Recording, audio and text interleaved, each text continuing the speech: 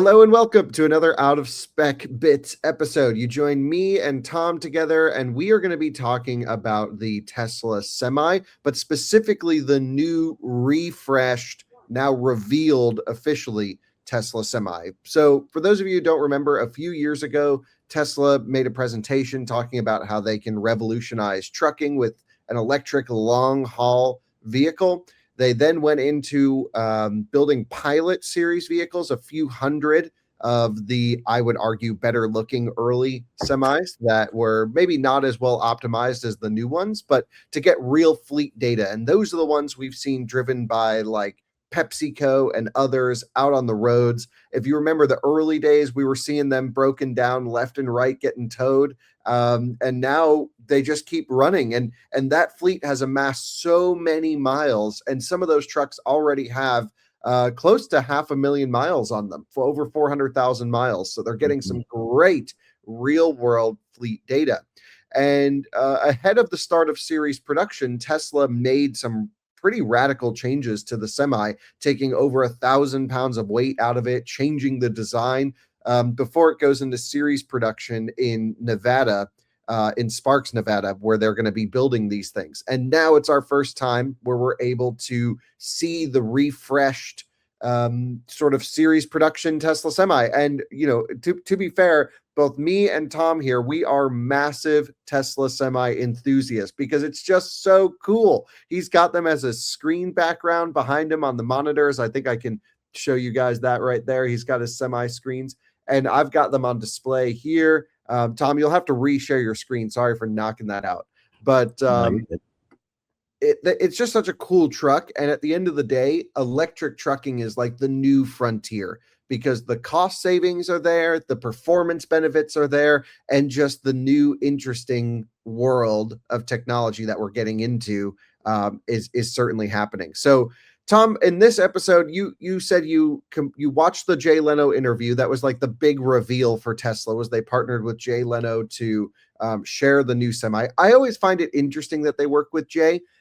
I love Jay, big fan of Jay, but he's not like the most technical or like understanding person when it comes to a product reveal. So I always find it really funny that they partner with him because it just totally doesn't seem to fit the communication that Tesla wants to get across. It almost is like Tesla should have done their own presentation and then invited Jay to it. What do you think?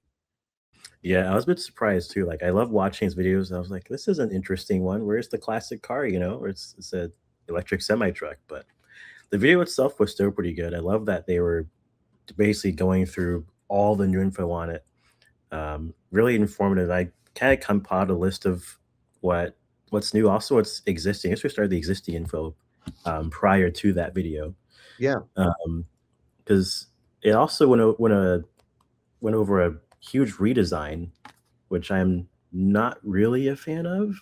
I'm not a light bar fan. I'm sorry. I mean, some light bars are good, not on that. I can't. I'm actually with you 100%. I think the early Tesla Semi with the sort of vertical headlights looked so Yeah, cool, had almost like a Volvo VNL kind of that sort of stature to it. exactly. And now here it just looks a little bit, it's definitely more aero. It's definitely a little bit weaker. They want it to be consistent with Cybercab and Cybertruck and new Model Y. But, Yep. if you look at pre versus post light bar, I'm a pre light bar guy. I'm with you. Oh yeah, same here. And so looking at the previous specs, so there are two models, the 500 range one and the 300 range one, and they're pretty much the same as far as like design wise. There's like the shorter and longer chassis, I believe. They Yes, looked the like smaller battery gets the short chassis, right? The yeah. longer battery gets the long chassis. Yeah, so like the one behind me, for example, was supposedly the previous long chassis one because it has like the higher aero and stuff like that. They also used to have, I don't think they do this anymore, the active aero fins on the back. You remember they used to turn with the trailer as it would go? But I don't think it does that anymore, does it? I don't think I ever recalled seeing that. That's really cool. Yeah, it was maybe like one of the very, very early prototypes, maybe just the demo day one. I was like, this is so cool. Then I never saw it again. So the powertrains were 3 independent motors. I remember that for the previous And the way they had that arranged was they sort of have like a plaid type drive Yeah, unit. It is adjusted where you have one axle where each wheel has its, or each set of wheels has its own individual motor. And yep, then you have a highway axle. So they're all permanent magnet motors, is my understanding. They probably use like a Model 3Y motor, or maybe adapted for semi use on sort of the cruising axle, and then the power axle is that right. dual big boy unit. And that is a clutch connected and disconnected unit, and that carries over. And so essentially you have 4-wheel drive or 8-wheel drive, both rear axles powered from a launch, but then the power axle decouples for cruising. Yeah, exactly. Similar to what the Rivian duals do, like mine does. If for acceleration you get both axles, and then for cruising out highway you're getting the one much less power hungry axle, which is pretty good. Charging efficiency, we're looking at 70% range in 30 minutes was the original charge target that they had. And that went downhill, didn't it? I think so. If I I go think it down got to the worse charging now, because I remember Dan said in the new presentation, like yeah, it's now 60%. 60%. Yeah. So that went down. Must be different battery chemistry, or maybe just more production ready battery chemistry. I'm not sure what caused that, but Well, I'm pretty sure they're using. Well, there's a couple things to talk about. They've never stated battery capacity on this, so we are left guessing. We guessed. We've done some calculations in that 6, 7, 800 kilowatt hour range, based off of some of our, their efficiency and their claims. The nice thing that Tesla does is when they claim the 300-mile or the 500-mile version, that's with a trailer, right? yeah, yep, that's with the trailer.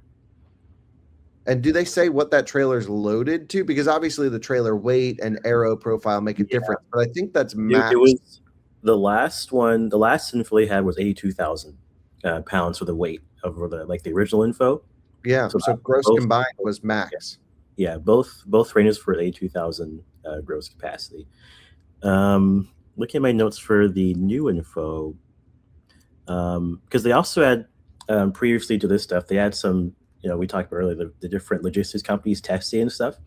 And there was one company that they posted about their findings maybe 2 or 3 weeks ago, and their efficiency was at like I don't remember the exact number, maybe like 1.7 or something miles per kilowatt hour or something like that, and that translated to roughly, with like, if we knew exactly what the battery was size wise, we'd know better, but maybe in that 5 to even 600 mile range for that test. This was a pre-refresh version.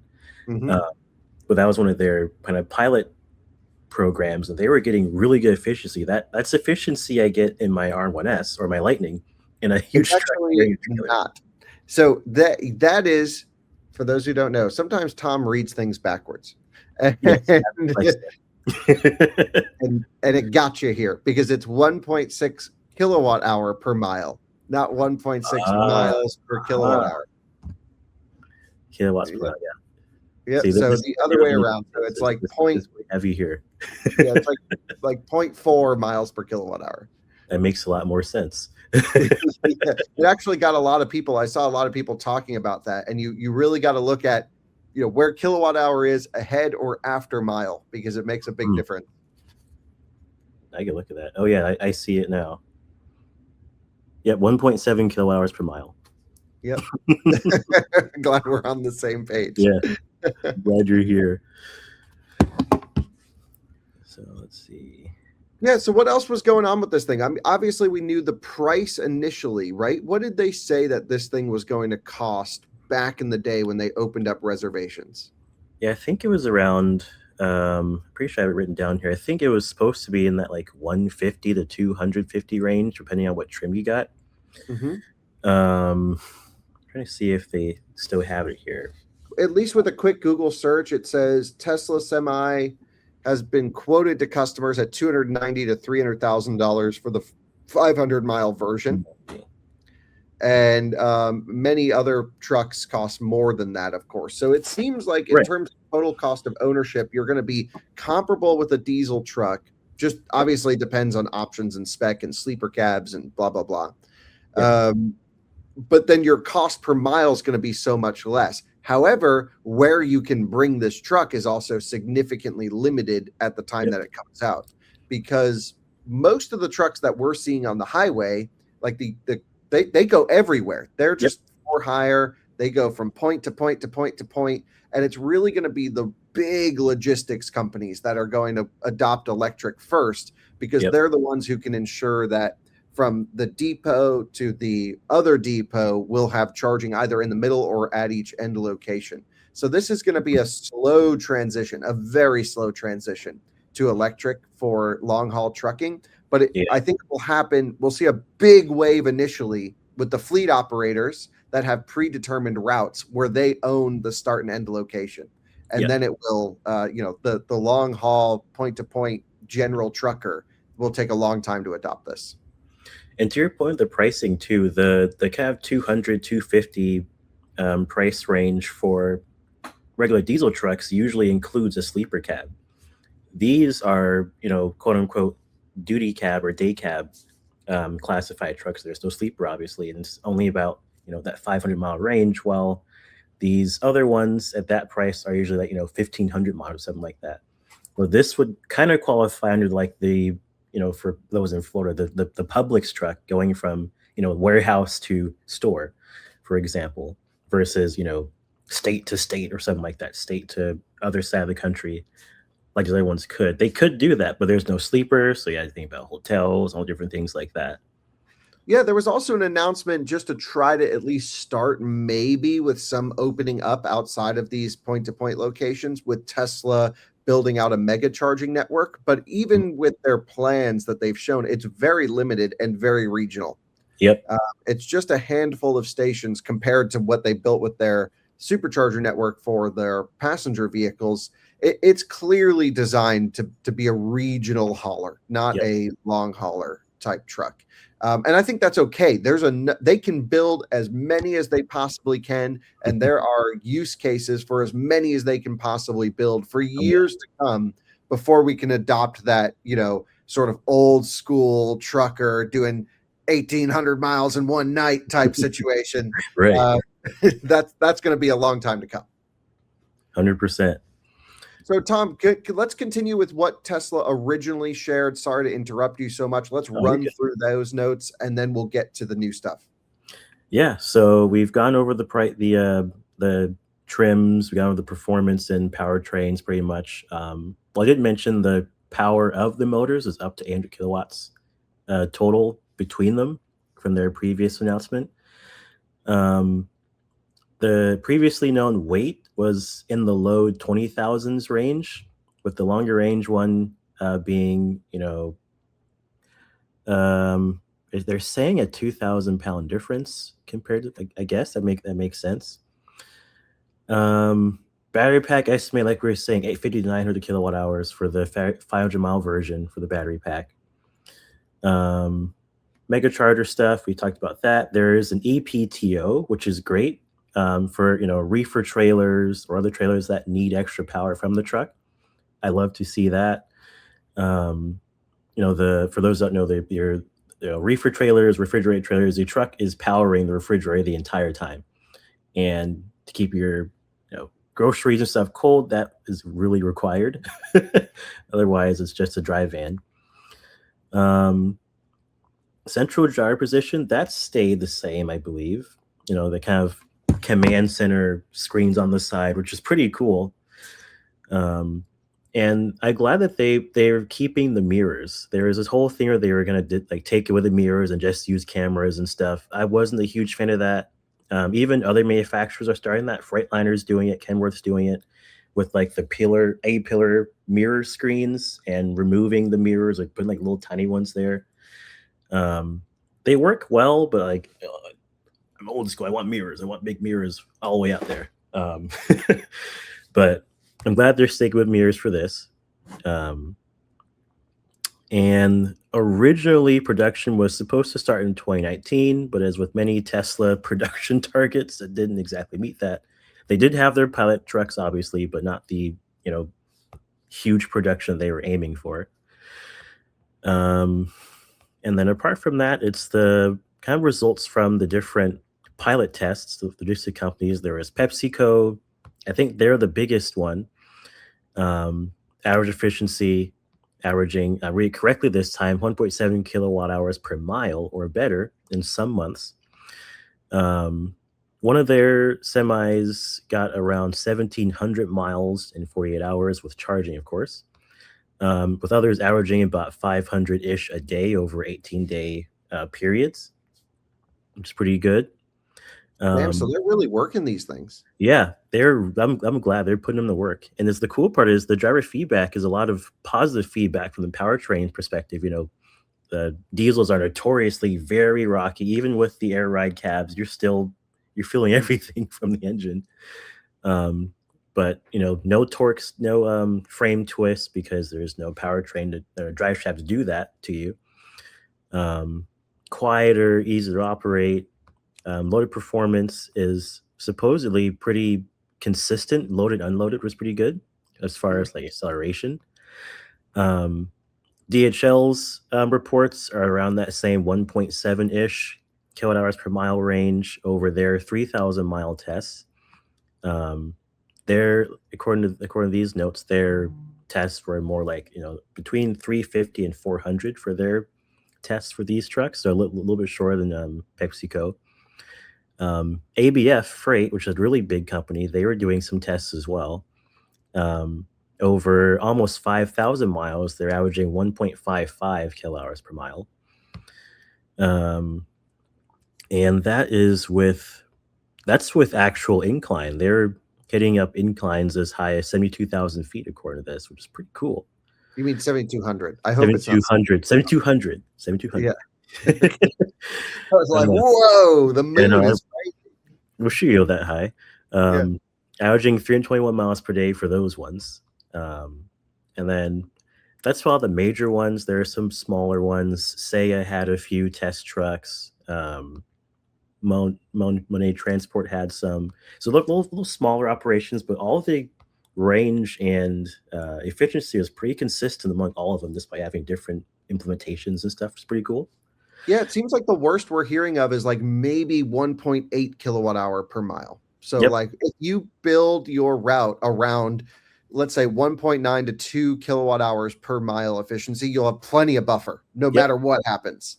And so it just seems like, wow, there are thousands, hundreds of thousands of use cases of trucks that can be swapped to electric for this type of situation. And, this truck, just like the electric car when it first came out, it's not designed to solve every use case. It is there to solve, regional and short to medium style hauling, and make a safer and better driver experience. Now, I would love to get one of these and do some long hauling and figure out how that works. So let's talk about charging really quick. Would you mind pulling up some of Dan Priestley's tweets around this? Because Dan Priestley runs the Tesla Semi program. I've had a chance to just meet him briefly a few years ago. Super solid guy, very transparent. That's the kind of guy you want it right there. If you can go to Brandon's tweet about this. They opened up. Yeah, they opened up a public mega charger in, I think, California, or two of them. California and Nevada here. Okay, so we need to go visit one, by the way, and we should go charge a truck on one because I think it'd be cool. But I'm fairly certain this is using an older pre-finished version of MCS, which I think is MCS 2.3. The older plug. I don't remember exactly what it was, but MCS 2. Now they're on MCS 3.2. That's sort of the agreed upon standard. Yep. And that is the triangular plug that you're going to see every medium and heavy duty truck using. Also, it's important to remember, we didn't mention in this episode yet, there are plenty of other electric trucks out there on the market, but in terms of what they can do and their cost benefit analysis, they all suck. Like, this is the smackdown. Those are double the price with less than half the range, and they're converted diesel trucks with electric drivetrains that just is like if you look at the Freightliner e-Cascadia, it's got 2 charging ports and it's still 400 volts. Like, what are they doing over there? In Europe, there are some better electric trucks, and in China, electric trucks are really a thing. but Mhm. not so much long haul. Those are all short. Some of them only have 100 kilowatt hour packs in them, and Yep. they're meant just to like haul stuff that from job site to job site, which is perfect. That's Yeah. great, reducing local emissions. 100%. This semi is really maybe the first time we're seeing a production truck be fully integrated, other than the copy of the semi, which is that windrose Yeah, thing. that I love seeing that. It's like, "Don't copy my homework," type But of thing. what's so funny is like it Tesla made the new one look more like that. Yeah. Literally. So I guess the my roundabout way of getting here is, what plug will the production semis have on them? And I think it's going to be the triangular new MCS connection. Currently, all of the pre-series Tesla semis use the square connection, which was a non-finished version of MCS, but they just needed to Right. put something on the trucks. And so that means that they'll be able to handle 1.2 megawatt charging power, which is pretty good. Mm. The problem is they're using the 4680 cells that are basically straight Uh, from Cybertruck yep. with I think it's even the dry cathode ones, which I think charge worse. And that's the rumor, at least. And so that's where I think we saw charging performance back down a little bit. But the thing with this truck is it just needs to handle the legal requirements of a driver on the road. So if Yep. you leave at 100%, and you do a quick top up, that's great. The problem is the real world isn't perfect. Even when you're dealing with fleet depots, chargers won't work overnight. You will need to charge these up very quickly at Yep. times throughout the vehicle's life cycle. And that's where I think they prioritized not crazy fast charging, but they prioritized longevity of the cell. Now, Tesla is 100%. saying that this battery pack is a 1 million mile battery pack. My guess, this is just my gut feeling, is that's conservative. I mean, they're putting a cell in there that's meant to be cycled every day, but that cell is never under that much stress. When you Mhm. think about the discharge and recharging currents that are going into that cell across a giant battery pack, it's just trickle charging and trickle discharging. Oh, So yeah. it should live a fairly easy life, other than probably being top charged a bunch, which hopefully they won't sit very long. So it'll just get up there and come right back down. But you could get the electrolyte, kind of expanding and contracting a ton. I guess if you're doing dry cathode, maybe less of an impact. The um, the problem is 1 million miles isn't enough. Yeah. Literally, that's easy work for any other truck. Yeah, like they already have their test trucks hitting almost 500,000 miles. Yep. So what are you supposed to do? Replace that whole battery pack? That doesn't make sense. This needs to be like a 5 million mile battery. That would be the smackdown. No, agreed. I mean, and who knows what these are gonna cost, 800, 900 kilowatt hour battery pack replacement. I don't wanna know what that's gonna cost. I mean, it's going to be interesting. I mean, the question is, how will they fail? Will they just degrade? Will there be power Right. electronics problems? Because That's we all true. know the older EVs start developing some weird issues. I own a bunch of them. And so I really hope this is a very robust system. And Tom, to that point, I owned a Cybertruck for a year. I had very little degradation on that truck. It was about 6%. And that was a year of extremely hard use on that truck. So I don't know. Maybe it won't be that bad, but certainly Yeah. it's not going to gain range the older it gets. Right. And it could be a 1 million mile, perfect scenario type of performance versus just like it's going to last that long. They could mean just, that's their kind of confidence level of it being a reliable charge curve, reliable range and degradation. After that, maybe they're saying that's when you'll see some noticeable issues as far as range. It could also be the warranty period. Like sometimes Tesla Yeah. probably can't talk outside of the manufacturer warranty quoting. We don't know what the warranty is on this vehicle, I don't believe. So that could be like, obviously Tesla batteries last way longer than the warranty period typically. Yep. So, I'm going to say there's probably nothing to worry about here, but it just felt like an oddly low number when they mentioned the million miles. Yeah, definitely. Other than that, is there anything particularly new? They're entering production very soon, is what it sounds like.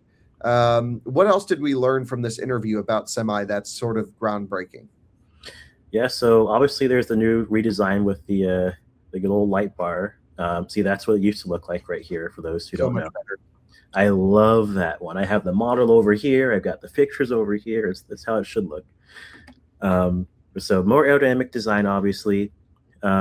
Same-ish range for the short and long range variants, 500 for long, 325 for the short range, But and they that did say they 1.7. took weight out of it. So do you think they just made it more efficient and put smaller batteries in it?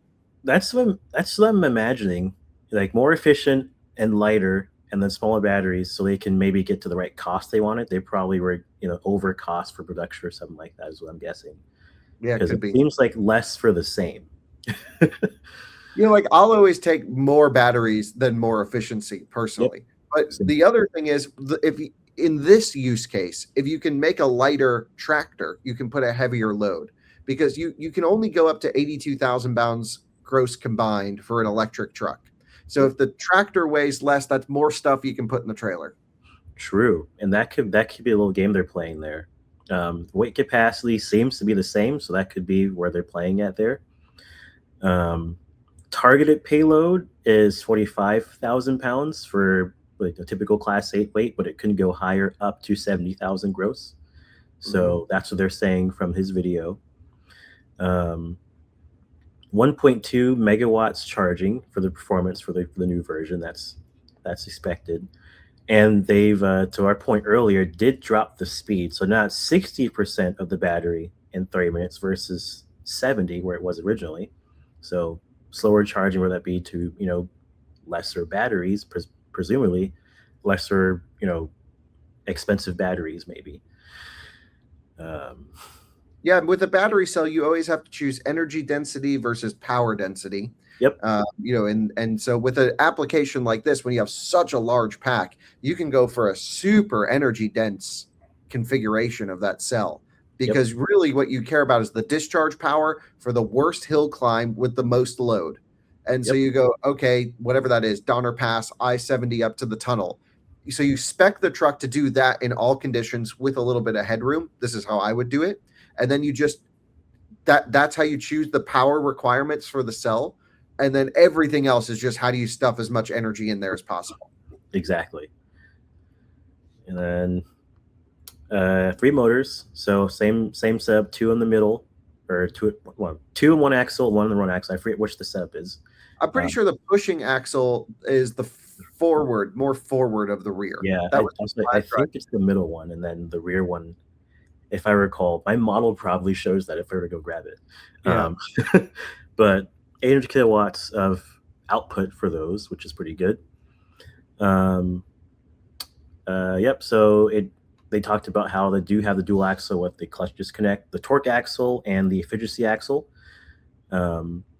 and Regen, which I'm really interested in. Regen for like heavy hauls is going to be interesting. One of my favorite, but this is before I came on to our Spec team. One of my favorite tests that you guys used to do was the rustic ring tests. Yeah. With like you regen with the trailer all the way down to see just how much thermally it can handle. And that's what I'm curious about with this. Like you're going a very long pass, down a mountain with 70,000 pounds in the back. I want to see just how long it can hold that regen before it turns into friction braking. It's Uh, such a good point because that's something the Cybertruck struggled with in the rustic ring. Now yep. that was on early software in an early truck, but we were getting regen limitations with the Cybertruck way earlier than other electric pickup trucks. Yeah, and two, because for downhill for typical diesel trucks, you're relying on friction brakes and you're relying on your engine brake, exhaust brake, Jake brake, whatever you want to call it. For these trucks, you're relying on friction and regen. Those are pretty much the only two you have, and so I'm assuming regen will have to be very strong, so you're not relying on friction brakes for more than 50% of the downhill descent. I mean, it's a great point because regen has limitations though, based off of what the battery can accept. So, like in a passenger car, if you're at 100% state of charge, you obviously can't put any energy in, which means you have no regen. Yep. Uh, so, what happens if they put a mega charger at like Vale, and then you're like, okay, now you've got to get to Denver. Well, hopefully Yeah. you didn't charge past 80% or Yep. 70%, and you left plenty in there to recuperate. The other downside of regen is with batteries is they also can't recuperate it if they're frozen. Yeah. So, this battery will have a ton of thermal mass. It will take days, maybe a week to reach subambient or to reach ambient conditions, I would guess. Hmm.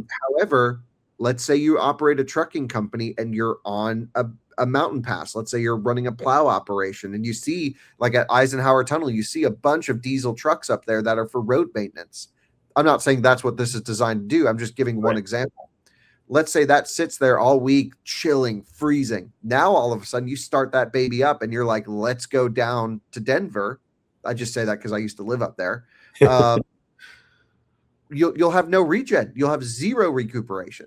Yep. So, do you think they will have some sort of emergency resistive braking device, which is something that like mining trucks have? I wonder, or if they're just going to say, hey, if you're driving in the mountains, part of your operator training is understanding the limitations of an electric system and just making sure you're not full, which typically in a normal use case, you would not be full for the downhill because you would have had to climb to get there. Yep. Uh, and you're, of course, going to be a warm battery because you've been driving and the truck's in operation. So, how do you think they're going to handle those situations, Tom? Because that could get real dangerous. It can. I'm very curious of that. Um, I mean, there's way to dissipate that heat, because there's also this heat generation you have to worry about on the actual motors to the pack, which I'm also a bit concerned about. And two, if I mean, because you could also alternate what you're regenerating with. My R1S, when working in that front wheel drive only mode, will only regen with the front motor. So you could possibly just regen with the efficiency motor. You're getting less power at a slower rate, so you're getting less regen power, obviously. But it could be kind of a sweet spot, or you want more regen, you use the double motor for regen. So like maybe the truck will do that itself. I don't know. Maybe it's a setting. I bet Um, it's just going to handle it itself. I yeah, would think.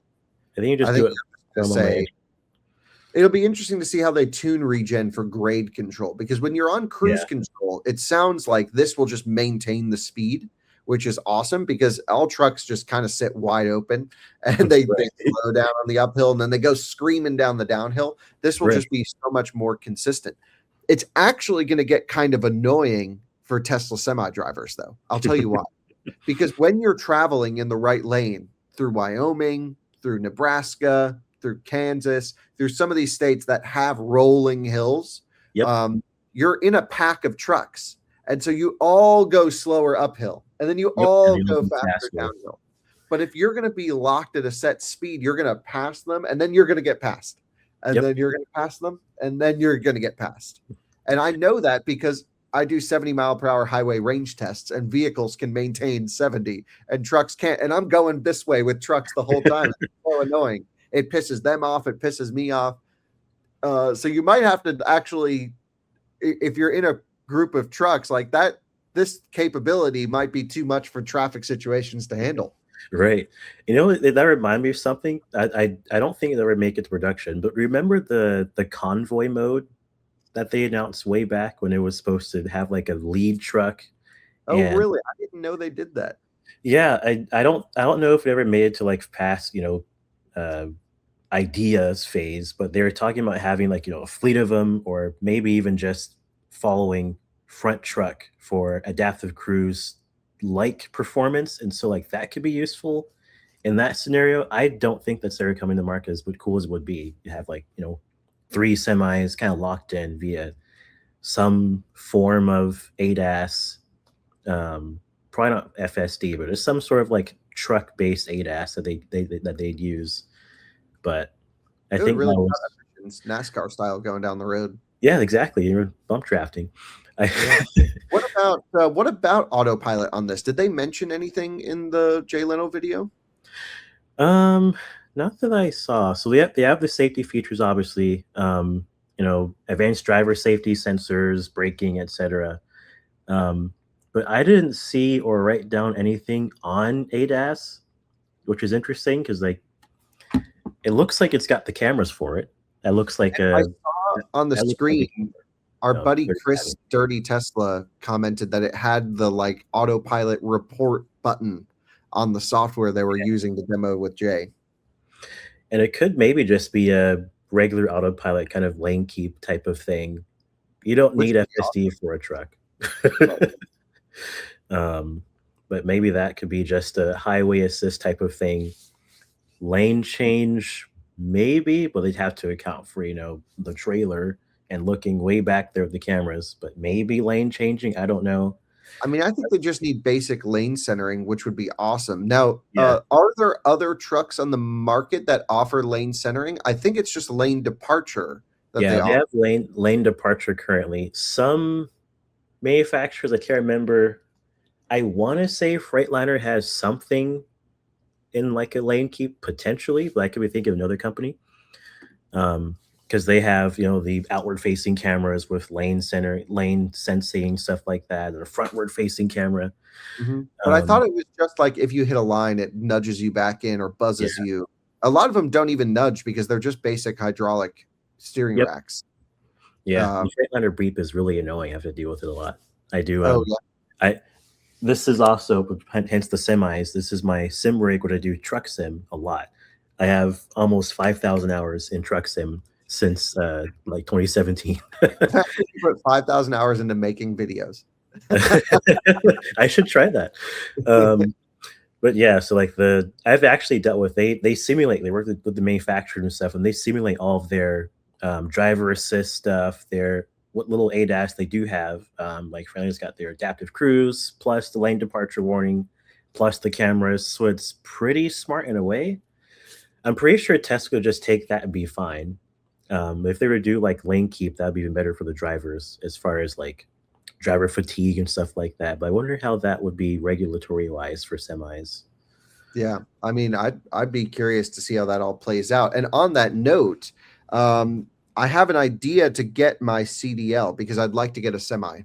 Hmm. Uh, and some of my friends were like, "Well, you don't need a CDL if you're not towing over a certain gross combined weight rating." I think to just drive the tractor, do you need a Yeah, CDL?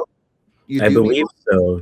Just to drive that class of vehicle, I think you require it because of all the other safety requirements and like air use brake case brakes. Yeah, certification. Yeah.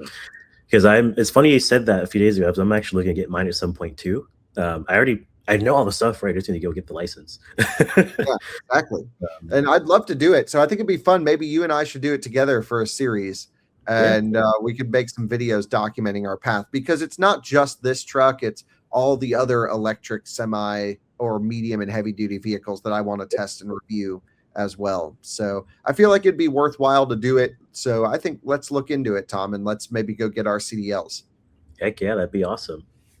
Yeah, that'd be pretty fun. So if anyone out there is watching and knows a good program to recommend us to, let us know. We'd love to do it. Tom, any final thoughts on this? Anything else to mention about the refresh semi? I mean, it's going to be hitting the roads here by the end of the year, it sounds like.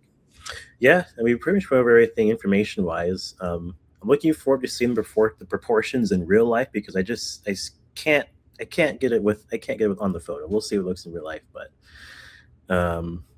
I'm just excited to see it. I want to see how it sounds in person too. Remember that like buzzing sound the original ones used to make when they like pulled off and stuff. Yes. Um, Interested to see how that looks for this one if it's the same. It's just nerd stuff really, but Yeah, I just hope it's a little bit more refined. So yeah. that would be really great. Yeah, nonetheless, I'm excited to see these and other trucks on the road like this. So I'm looking forward to it. On a funny note, my good friend Ben just texted me.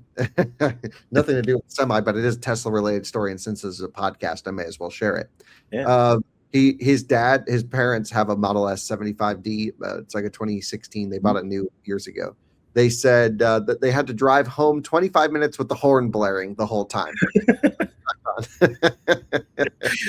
I love it. Anyway, I just thought that was a funny situation. So thanks to everyone for watching. Tom, thanks for doing the research on this. And thanks to Tesla for getting the info out there through Jay Leno's platform. We'd, of course, love to film this sometime and play around with it. It's in the works. We're talking to Tesla about it, which is also a reason I want to go get my CDL so that we're able to be one of the first to drive it and learn and test it and tow with it. So with all that said, thanks for watching, and we'll see you all in another one again soon. Bye-bye. Um,